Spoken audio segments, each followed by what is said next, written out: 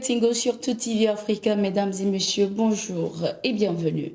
Nous démarrons ce bulletin d'information avec le Mali où l'état-major général des armées vient d'interdire le port des tenues militaires par les civils sans autorisation. Toute personne s'habillant en cette tenue de quelque nature, motif ou couleur, sans être un membre régulier des forces de défense et de sécurité, contribue à semer la confusion, à brouiller la distinction entre combattants et civils.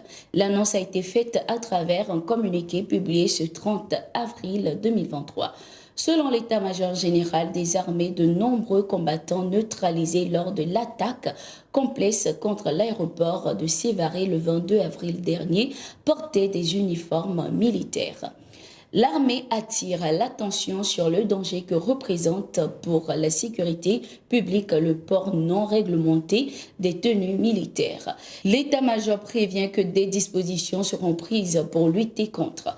Ces dispositions conduiront au retrait systématique des tenues avec la possibilité de poursuites contre les contrevenants pour mise en danger de la vie d'autrui.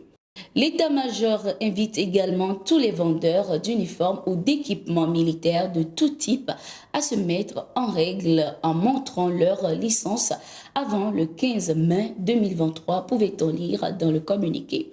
Cette annonce, selon les analystes, intervient au bon moment dans la mesure où cela va contribuer à faire échouer le plan des terroristes qui consistait à se faire passer comme des éléments des forces de défense et de sécurité. Au Mali, l'acquisition des tenues militaires est aisée, surtout avec le foisonnement des boutiques d'habillement. Toujours au Mali, l'ambassadeur de l'Algérie au Mali, El Awes Riach, a apporté des précisions concernant le but réel de l'État islamique au Grand Sahara lors d'une table ronde ce 29 avril 2023. Interrogé sur les récentes attaques des groupes terroristes, le diplomate algérien a affirmé, je cite, « L'État islamique est un groupe criminel qui ne fait pas de distinction entre Maliens et entre Algériens. Il ne cherche pas la nationalité, la religion ou la croyance de sa victime. C'est une machine à détruire. Et si nous ne conjuguons pas nos efforts, je crois que nous serons ciblés par ce fléau. » Fin de citation. Selon l'ambassadeur, la situation sécuritaire qui sévit au nord du Mali préoccupe l'Algérie qui déploie des efforts afin d'aider le gouvernement malien à ramener la paix sur la base des principes clairs, notamment le respect de l'intégrité territoriale du Mali, le respect de sa souveraineté et de son unité nationale. Le gouvernement malien a entamé depuis ce 28 avril 2023 le rapatriement de ses ressortissants du Soudan. Ce 29 avril, la deuxième vague de ses ressortissants a été accueillie à l'aéroport international Modibo Keïta par une délégation des autorités maliennes composée entre autres du secrétaire général du ministère des Affaires étrangères et de la coopération internationale M. Seydou Koulibaly et le secrétaire général par intérim du ministère des Maliens établi à l'extérieur et de l'intégration africaine Dr Boulaye Keïta.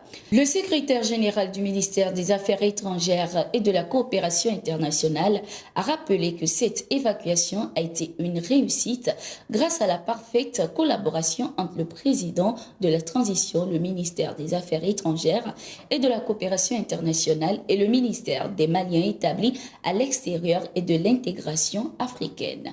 Il a également rappelé que tous leurs services restent mobilisés pour permettre de recenser et d'évacuer le reste des ressortissants désireux de quitter le Soudan.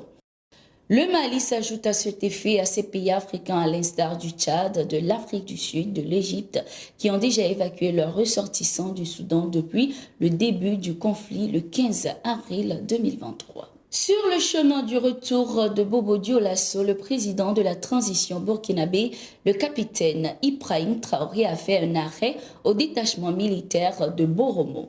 L'objectif est de féliciter et encourager les forces de défense et de sécurité FDS de ce détachement pour leur travail qu'ils accomplissent dans le cadre de la lutte contre les groupes armés terroristes, la sécurisation de la région de la boucle du Mouhoun et de l'ensemble du territoire. ailleurs, le chef de l'État a par la même occasion invité ses forces de défense et de sécurité à redoubler d'efforts dans les opérations de reconquête du territoire et pour le retour de la paix et de la sécurité dans le pays.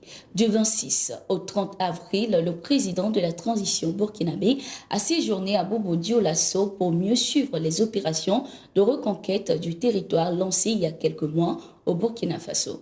Au cours de son séjour, il a également présidé la cérémonie d'ouverture de la 20e édition de la Semaine nationale de la culture.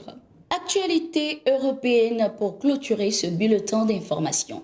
La France a été épinglée et critiquée ce 1er mai 2023 à l'Organisation des Nations Unies pour discrimination raciale et violence policière. Selon les informations, le Conseil des droits de l'homme de l'Organisation des Nations Unies s'est penché pendant plus de 3 heures sur la situation des droits humains en France. Plusieurs pays, y compris les États-Unis et la Tunisie, ont appelé la France à accroître ses efforts pour lutter contre les violences policières et discrimination raciale. Nous recommandons à la France d'intensifier ses efforts pour lutter contre les crimes et les menaces de violence motivées par la haine religieuse telles que l'antisémitisme et la haine anti-musulmane, a déclaré la représentante américaine Kylie Billingsley.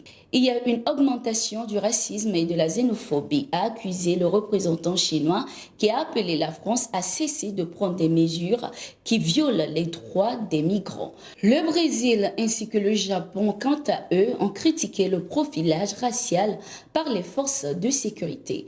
L'Afrique du Sud a appelé de son côté les autorités françaises à prendre des mesures pour garantir des enquêtes impartiales par des organes extérieurs à la police dans tous les cas d'incidents racistes impliquant des policiers.